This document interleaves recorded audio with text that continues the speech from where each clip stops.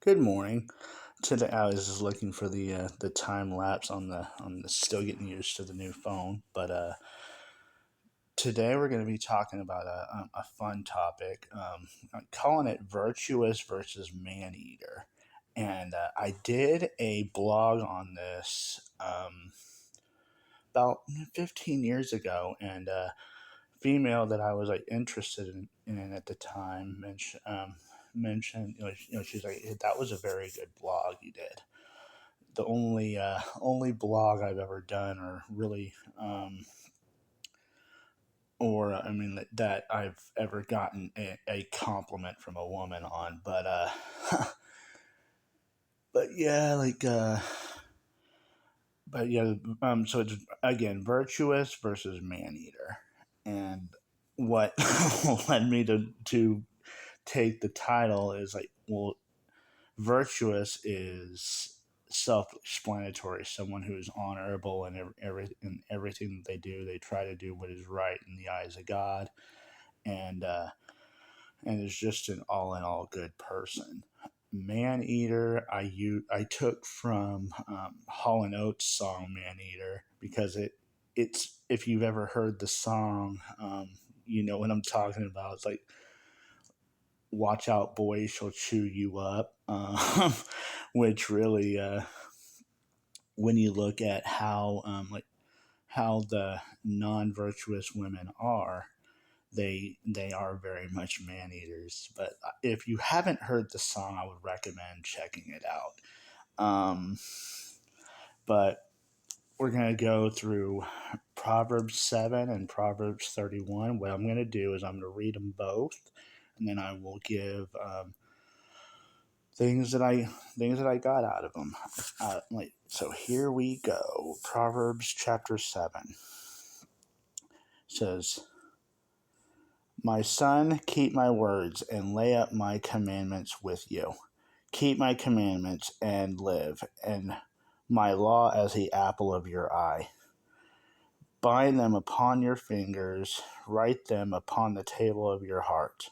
Say unto wisdom, you are my sister, and call understanding your kinswoman, that they may keep you from the strange woman, from the stranger which flatters with her words. For at the window of my house I looked through my casement, and behold, among the simple ones I discerned among the youths a young man void of understanding, passing through the street near her corner, and he went the way of her house to her house. In the twilight, in the evening, in the black and dark night. And behold, there met him a woman with the attire of a harlot and subtle of heart. She is loud and stubborn, her feet don't abide in her house. Now she is without, now in the streets, and lies in wait at every corner. So she caught him and kissed him, and with an impudent face said unto him, I have peace offerings with me. This day have I paid my vows.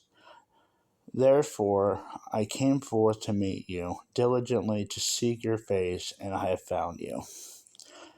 I have decked my bed with coverings of tapestry, with carved works, with fine linen of Egypt. I have perfumed my bed with myrrh, aloes, and cinnamon. Come, let us take our fill of love until the morning. Let us solace ourselves with loves. For the goodman is not at home. He has gone a long journey. He has taken a bag of money with him, and will come home at the day appointed. With her much fair speech she caused him to yield. With the flattering of her lips she forced him. He goes after her straightway as an ox goes to the slaughter, or as a fool to the correction of the stocks, till a dart strike through his liver, as a bird hastes to the snare, and knows not that it is for his life. Listen unto me now, therefore, O you children, and attend to the words of my mouth. Don't let your heart decline to her ways. don't go astray in her paths. For she has cast down many wounded, yea, many strong men have been slain by her. Her house is the way to hell, going down to the chambers of death. Now, Proverbs 31.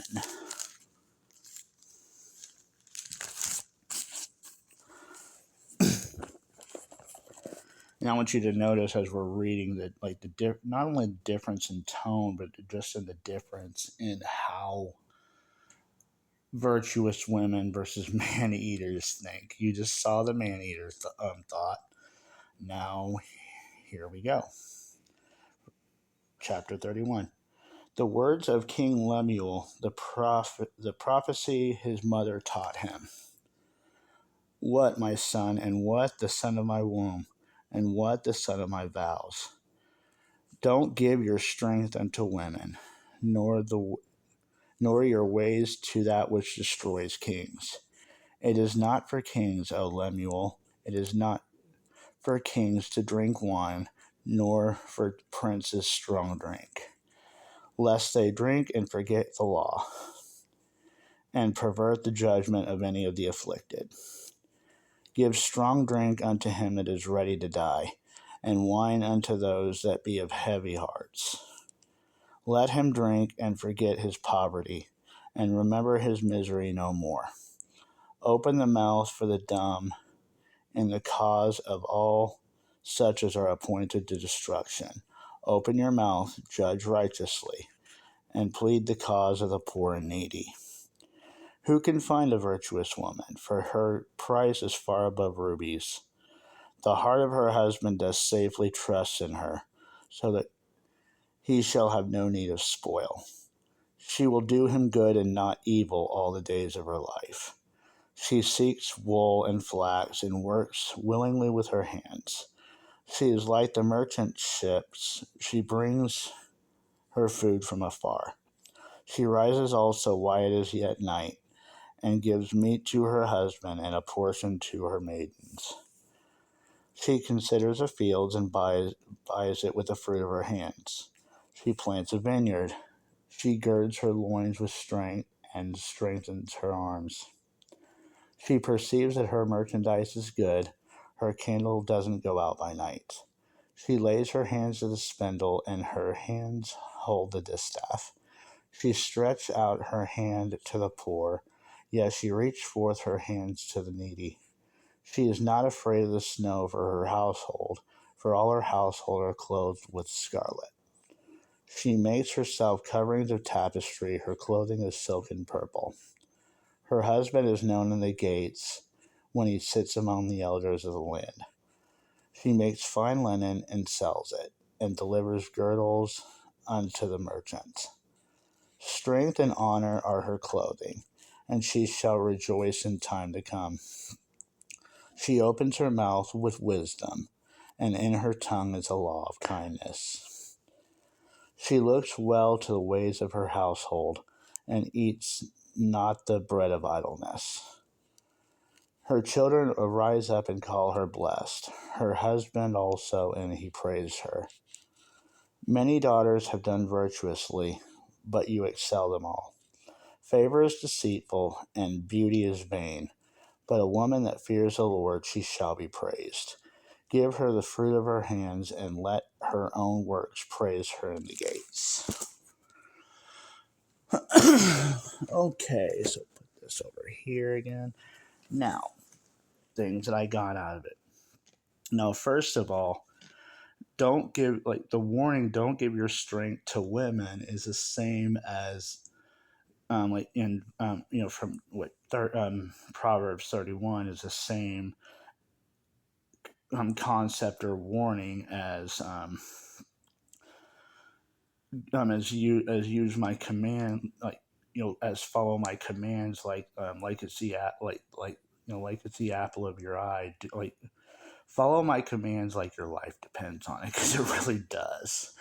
I was talking to my sister about it yesterday, and anymore in today's day and age, I mean, it's probably always been that way to a certain extent, but men have to uphold have to hold themselves to a very high standard, because it does not take much to land us in serious trouble. If we screw up just a little bit, it can get us into a lot of trouble. So more than just that, if you do it in practice, obeying God's commands and living the way he expects you to live above the law, live above reproach. There's nothing that the world can throw at you that is really going to affect you. Yeah, it's going to sting, because false accusations always hurt, but in the end, you'll be like, if you stay above it, it's still, I mean, it's not going to affect you the way that it should, or the way that it could anyway. Sorry. Um, says, don't give your strength to women, nor your ways to that which destroys kings. If you give your strength to women, you cannot truly submit to God. That's that is true, because if she is put first, God cannot be, and that's a line too that men, it takes time to walk out, because I mean, with anything new, you want to spend as much time with them as you possibly can, but and there is a time where you do allow yourself to be taken in by the newness of it all, but then over time you're able to, I mean, with God's help, to come back around and get back to doing what what is right, and what needs to be done. You can, and in verse 5, when it talks about like the not being drunk with wine, something the Holy Spirit showed me last night, and I've probably seen it. Just it just never really, I just never put two and two together. Is that you can be drunk on more than just alcohol. You can be drunk with lust. Thing with that is, that's what leads a lot of men to, when, I mean, let's be honest, when a guy is horny, they yes, I said that on live TV, or like a live podcast. Sometimes that desire can overwhelm logic. Um, if you allow that to drive you, it will lead you to the kind of woman that the Bible warns against, like the Proverbs 7 woman. That's why self control, that's why self control is a fruit of the Spirit. It's something that we have to practice at all times, because anytime you don't, you can go down a path you wish you really hadn't. Um, let's see. Yeah, it's like being drunk with lust. Yeah, you can like the Proverbs 7 woman. I'll go ahead and call them prostitutes. I know people today like to call them sex workers. No, they're prostitutes. Anyone who sells their body for for sex, that's prostitution, straight up. But yes, soul ties cause both men and women that are involved in sexual immorality to not just be able to leave, because the line between love and lust is clouded when sexual intimacy is involved. Now, I talked about it in one of my podcasts before, but when you talk about the ladder of love, is eros is the lowest level. It's easy to get to that, because I mean, all you got to do, it's flesh driven. Phileo is above that. You like, you're fond of someone. So when you're fond of somebody, you don't see them on the, like, on the sexual level. You have a lot more respect for them than that. And then the highest is agape. Now, eros and phileo are all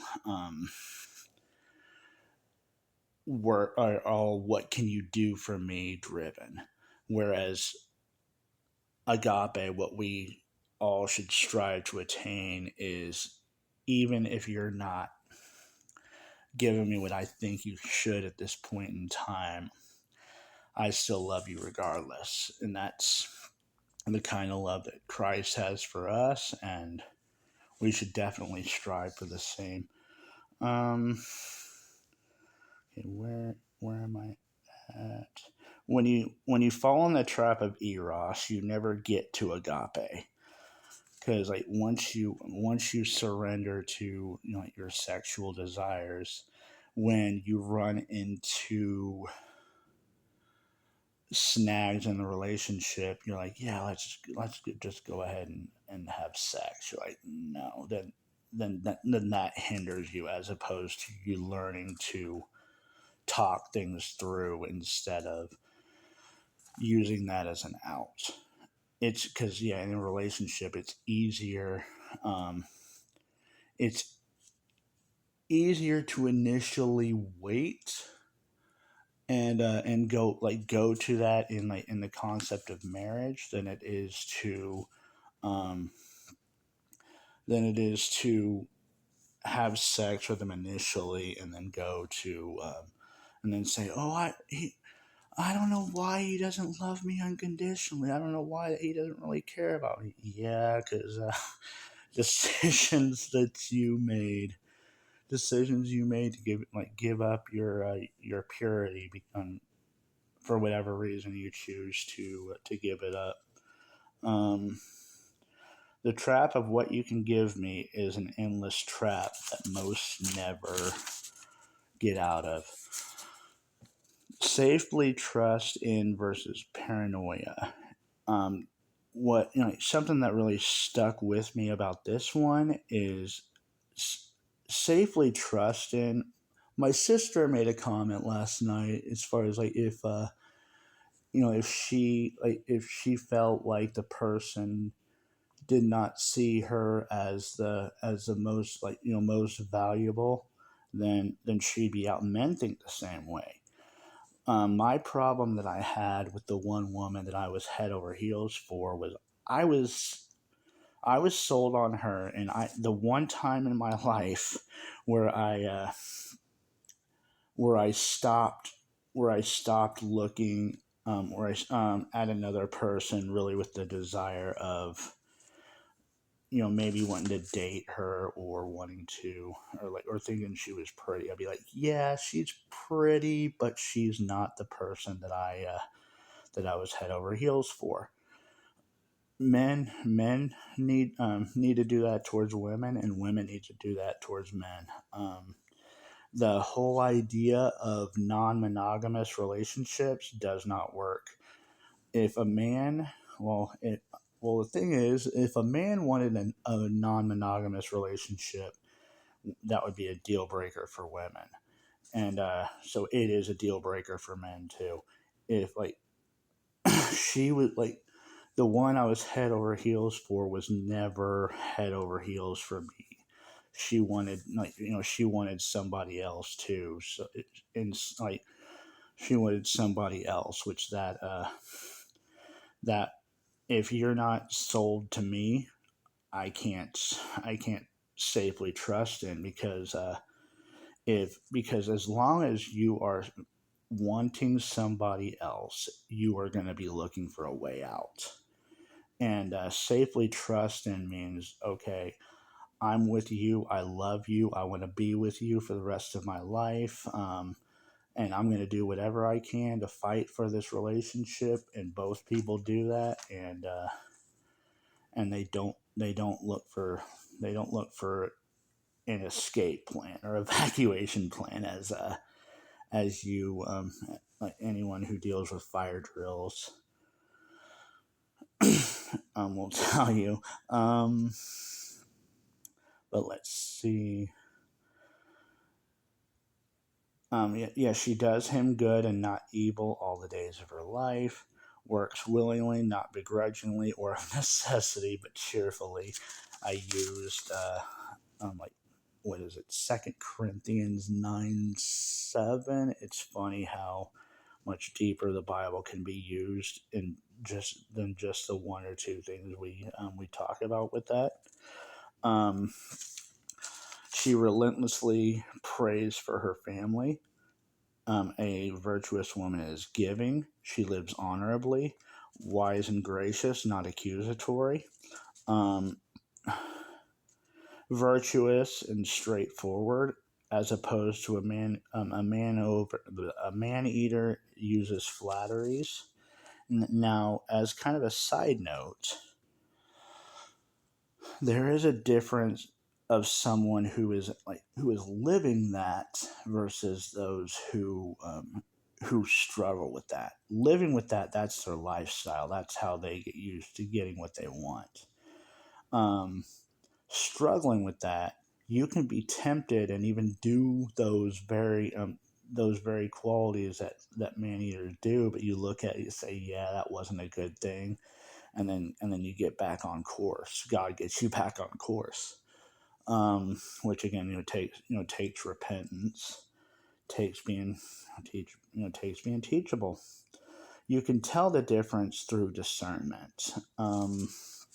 Now, I have watched a lot of podcasts about the way men think, and there are things that they talk about as far as like the modern day women and even having relationships with modern day women. You're like, yeah, that's probably not going to come up in dating, but if you are but if your discernment is on point, you can pick those things out just by how they talk, just what they talk about. And you can pick out those little things, and you can know, yeah, this probably isn't the person I want to be with. Let's see. Stick to your routine. Life's rabbit trails can get you into trouble. The story of David and Bathsheba is a great example of this in Second Samuel 11. David was normally, because he was a king at the time. His focus was was a battle, but he chose to stay home that day. And what ended up happening is he lusted after Bathsheba.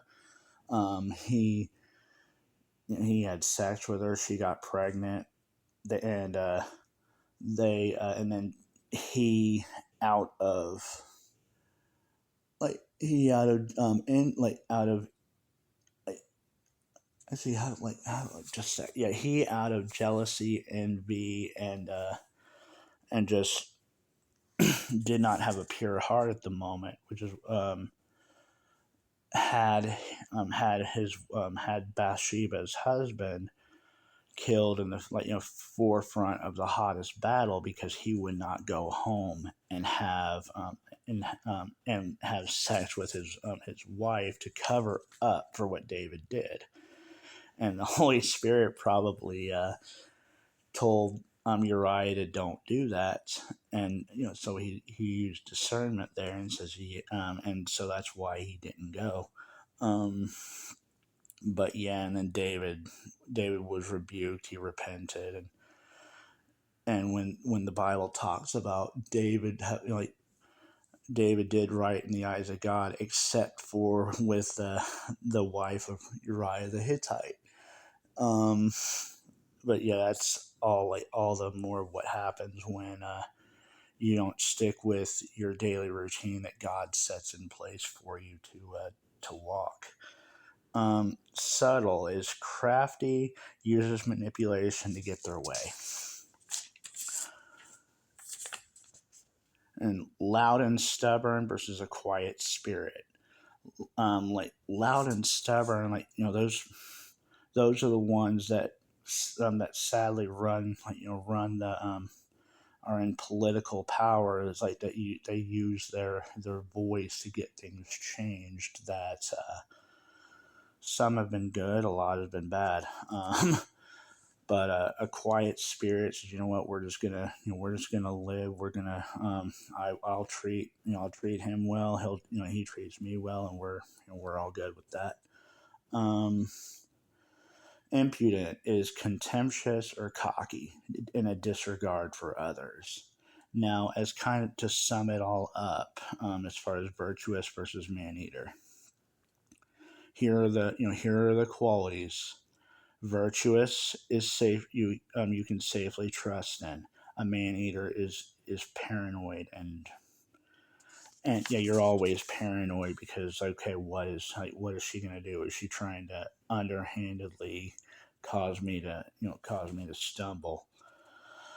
Virtuous compliments, as far as brings out the best in you. A maneater competes with you, tries to outdo you. Virtuous prays for. Maneater conspires against. Virtuous is giving. Maneater is selfish. A virtuous woman is honorable. A maneater is manipulative. Virtuous is gracious. Man eater is accusatory. Meet me. Might as well just say it. Virtuous asks questions. Maneater assumes. Virtuous, quiet spirit. Maneater, loud and stubborn. Virtuous is humble. Maneater is cocky or arrogant. And lastly, a virtuous woman inspires you to be better. Maneater tears you down. So that is it for for this week. I hope you guys enjoyed it. God bless. Love you guys. Have a great week. Happy Father's Day to all fathers watching. And I'll see y'all next week.